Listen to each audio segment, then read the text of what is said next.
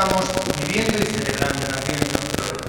El Adviento está marcado, iluminado por la virtud de la esperanza, en la que profundizábamos ayer en un magnífico retiro, aquí, ayer por la tarde.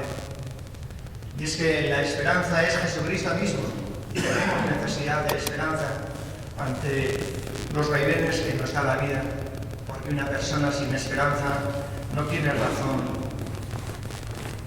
Pero la esperanza es una virtud que Dios concede, y como decíamos también ayer, es una virtud que hay que buscarla, desearla.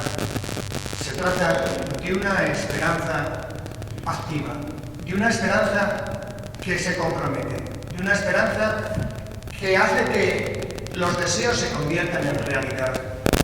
Porque si nos quedamos simplemente diciendo el Señor vendrá, qué bonito la primera lectura, en que hay armonía, todo es un paraíso, los deseos únicamente crean más insatisfacción, porque los deseos son eso, algo que no se puede satisfacer nunca, saciar nunca.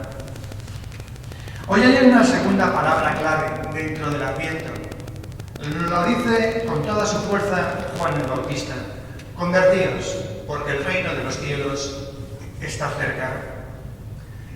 ¿Qué significa conversión? Pues es una tarea constante, devolver el corazón a Dios y volver el corazón al hombre. Es una de las muchas significados que tiene la palabra conversión.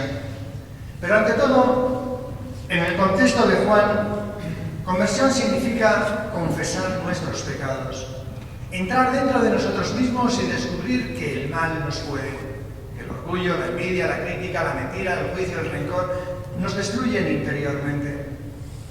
Y cuando estamos destruidos interiormente, ni esperamos, ni podemos amar, ni podemos ser felices. El tema del siguiente domingo será la alegría. Por eso Juan nos dice: entrad dentro de vosotros mismos, convertíos, reconoced vuestros pecados. Es algo que nos cuesta a todos, porque no estamos dispuestos. Y Juan coge el látigo y de verdad que nos sacude a todos en esta tarde a la luz de este Evangelio. Les dice a los saduceos, a los fariseos, a los que se creen buenos, a los que no necesitan, pues eso, convertirse, porque son hijos de Abraham, ellos ya cumplen, que si no entran en conversión no podrán dar frutos de buenas obras, no podrán dar frutos, los frutos que pide la conversión. Aquí estamos nosotros. Si nosotros nos creemos ya buenos, si nosotros no, este Adviento no es para nosotros, sino para otros que se tienen que convertir porque nosotros ya somos y ya cumplimos, malo. Esta palabra es para ti y para mí, para que entremos dentro de nosotros mismos y confesemos nuestros pecados, porque como no reconozcamos todo aquello que nos destruye, no tenemos solución en nuestro interior. Nuestro corazón seguirá duro como una piedra. Ahí no podrán hacer ni Jesucristo ni podrán hacer el amor. ¿Y confesarse qué significa más? Convertirse ¿qué significa? Confesar a Dios, confesar el amor de Dios. Es decir, dar buenas obras, dar frutos que pide la conversión. La fe y la esperanza van unidas siempre a la caridad. Y esta es la prueba del algodón de si entramos en conversión. Por eso preguntémonos, ¿qué frutos de buenas obras estoy dando yo en este Adviento? El Evangelio es desafiante, el Adviento es una necesidad, pero si se ilumina en nuestra vida, en nuestra casa, en nuestro corazón la luz de la esperanza y entramos en conversión, estad seguros que la alegría, que será el tema del próximo domingo, volverá a nuestros corazones. En este día sexto de la novena, la virtud que en el desarrollo está llevando don Álvaro toca la virtud de la pobreza, algo que aparentemente nos echa para atrás, pero que en mi vida es razón de mucha alegría interior. María, Nuestra Señora del Coro, la Virgen María, es eso, madre pobre. Y la pobreza de María tiene un significado muy bonito y muy profundo. Ojalá lo hagamos nuestra. Voy a hacer una mera relación interpretación de lo que dicen algunos de los santos, referido, aplicado a la pobreza de María. Porque la discípula más perfecta y mejor que siguió el ejemplo de Jesucristo pobre, después profundizaré también en esto, fue la Virgen María. Por eso, en las revelaciones de Santa Brígida, dijo de la Virgen: desde el principio, María resolvió en su corazón no poseer nada en este mundo, pues podía haber vivido de la herencia recibida.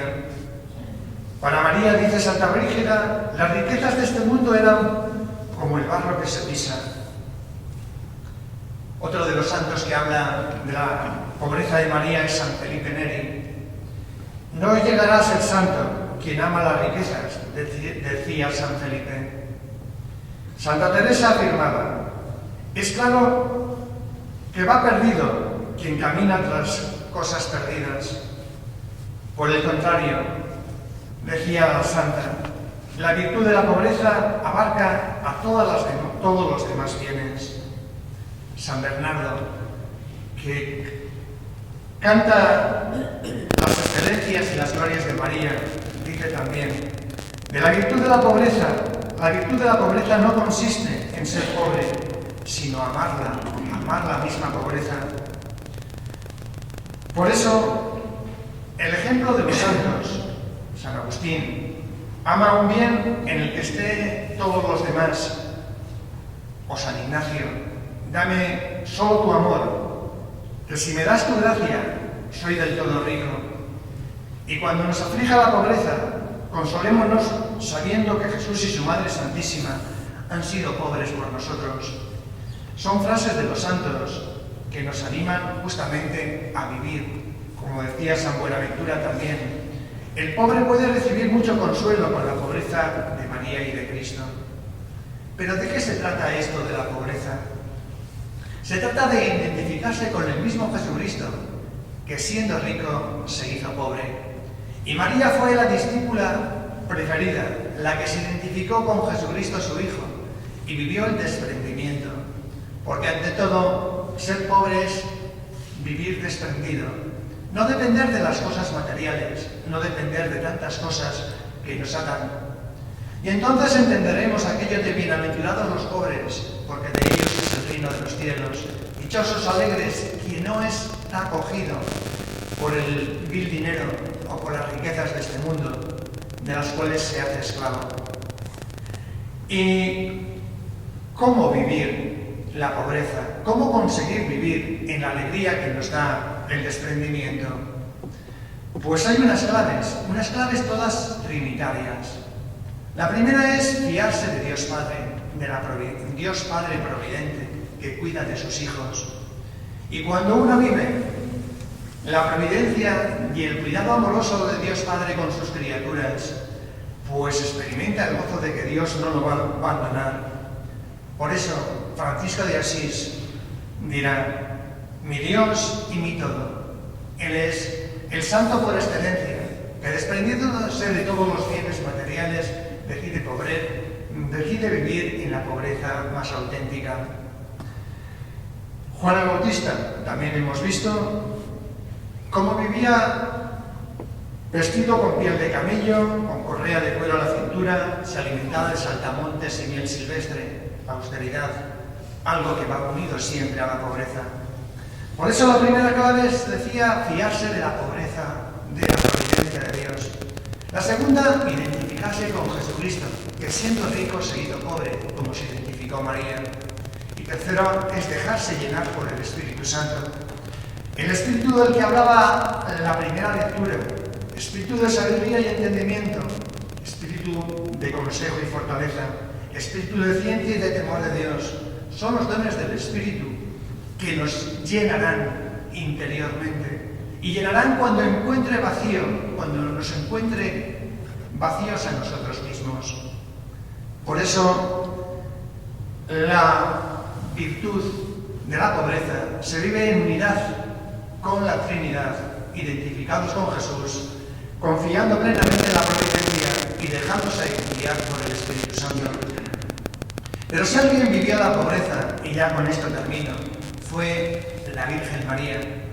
Porque ser pobre no solo es no depender de las cosas materiales. Ser pobre es algo mucho más profundo que va unido. Ser pobre es no encontrar un sentido a la vida. Ser pobre es no tener amigos en quien confiar, porque la desconfianza me lleva a... Ser pobre es no tener a Dios como punto de referencia. Ser pobres podríamos estar alargándonos. Por eso, la Venerable resume en la Virgen María algo muy bonito, referente a todas estas pobrezas que muchas veces pueden atar nuestra vida. Dice María de Jesús de Ágreda: vida e indiferencia, vive identificado con la Virgen. Ella vive identificada con la Virgen y por eso entendió la pobreza en el amplio sentido de la palabra. Dice Sor María: y no llegarás a cumplir con las obligaciones de la verdadera llamada esposa de tu esposo.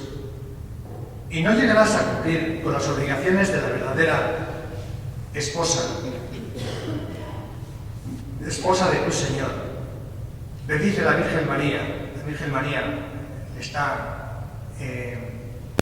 inspirando la mística ciudad de Dios, y ahora se entiende, ya por eso le dice a la Venerable: no llegarás a cumplir con las obligaciones de verdadera esposa de tu esposo y Señor si no mueres a todo y eres desprendida, ultrajada y abatida de todos y crucificada, pues lo fue de verdad tu amado.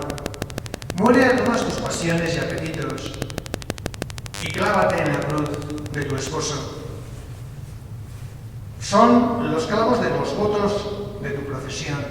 Sabéis que los monjas hacen voto de pobreza, castidad y obediencia, unidas a Jesucristo, dice la Venerable. Y por revelación de la Virgen María es cuando se podrá vivir la auténtica pobreza. Por eso termino diciendo: Madre amantísima del coro, con cuánta razón dijiste que en Dios estaba tu gozo, y se alegra mi espíritu en Dios mi Salvador, porque en este mundo no ambicionaste ni amaste otro bien que el bien de Dios mismo.